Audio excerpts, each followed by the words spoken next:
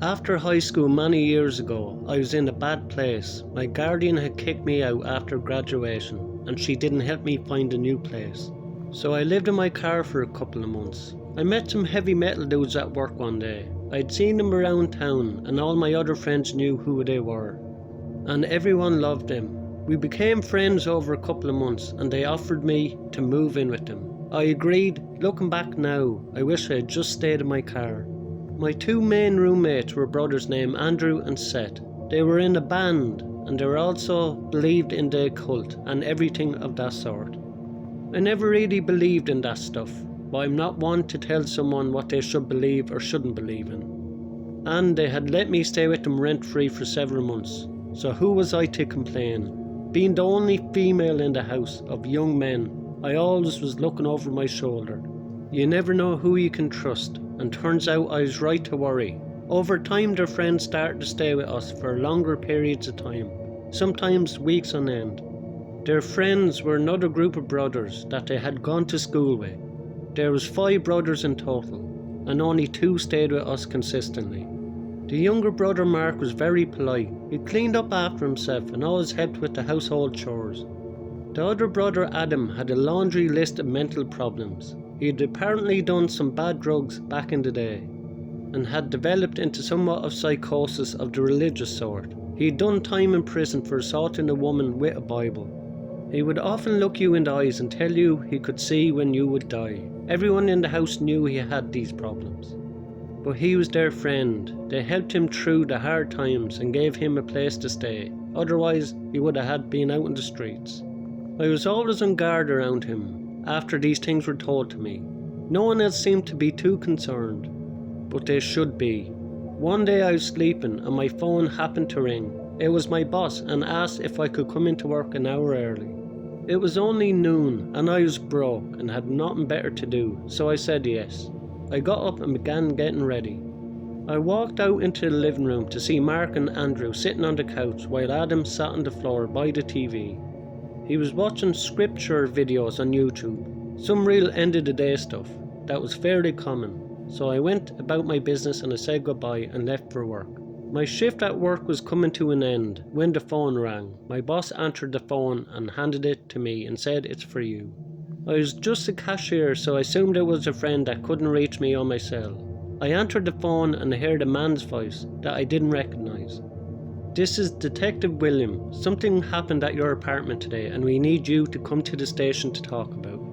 I left work straight away and assumed that one of the brothers had been arrested for drug dealing or something, but I was very wrong. I got to the station and was buzzed in by an officer. He escorted me to a small cold room with a camera. He gave me a bottle of water and left me by myself for 30 minutes.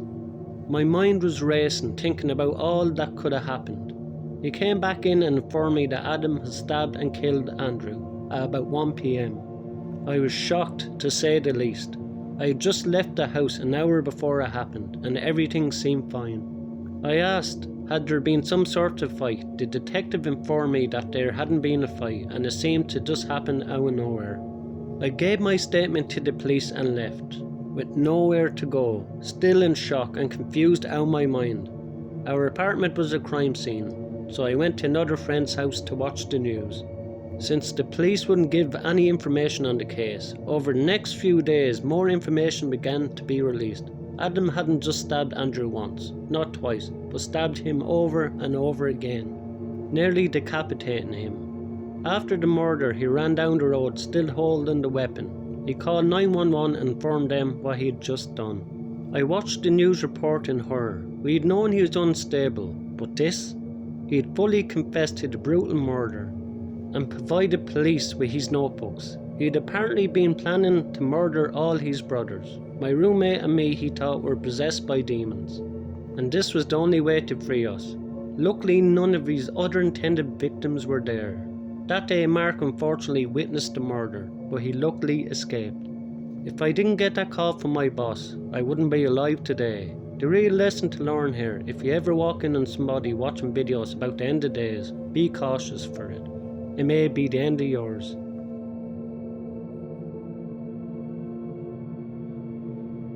Last night I was at a classmate's house working on a group project we had due tomorrow. I live in an apartment in town, where our university is located, and my classmate lives at his parents' house, which is in the foothills just outside the town. In order to get to the house, you have to drive along a relatively secluded and narrow 2-lane road for about 5 to 6 miles. We started working on the project at about 6 p.m, and I ended up hanging around for a while after we finished, so I left the house at about 11 and started back down the road, back towards town. I didn't realise how tough it would be to navigate the road at night. There was no street lights and the road was unkept and riddled with potholes. On top of this, I had no cell service, so I had to drive very slowly to make sure I didn't blow out one of my tyres. Since I had used the spare only a couple of weeks back, I figured I was about 3 miles from the house when I rounded the tight corner and saw a pickup truck with a camper shell parked diagonally across the road. The manner in which it was parked completely impeded my path, and I couldn't drive around it because there was a gully on both sides of the road. The only way for me to go at this point was backwards. At first I couldn't see inside the cab, but when I turned on my high beams I saw that there was a man slouched over in the driver's seat, with his head resting against the steering wheel as if he'd been knocked out after a bad accident. I immediately sensed something was wrong by the way his car had just coincidentally came to a rest in a position that totally blocked the road. It was a big red flag for me.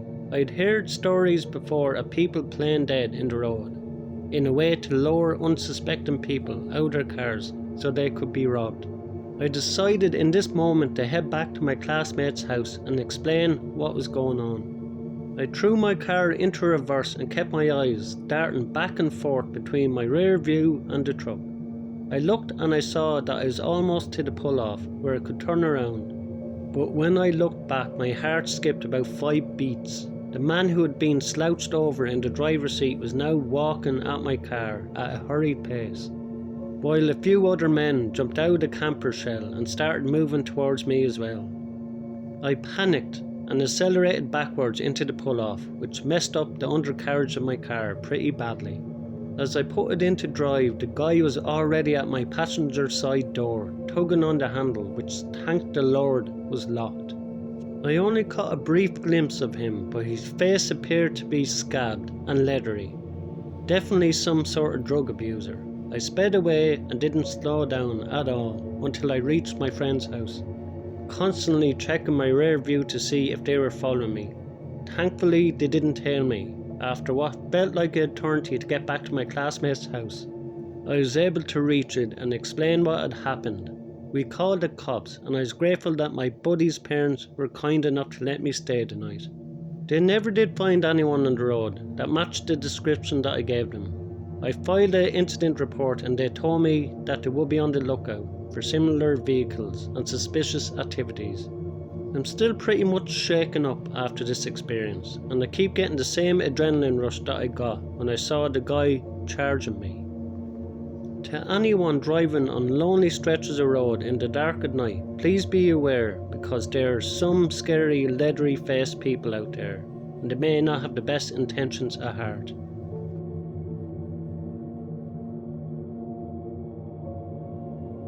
I was 20, living alone on the ground floor of an apartment building. My living room window faces a small parking lot for the building, which wasn't gated. I stay up late watching TV or playing video games almost every night. It was winter when I first moved in, so I had the blinds down to help keep the cold air out.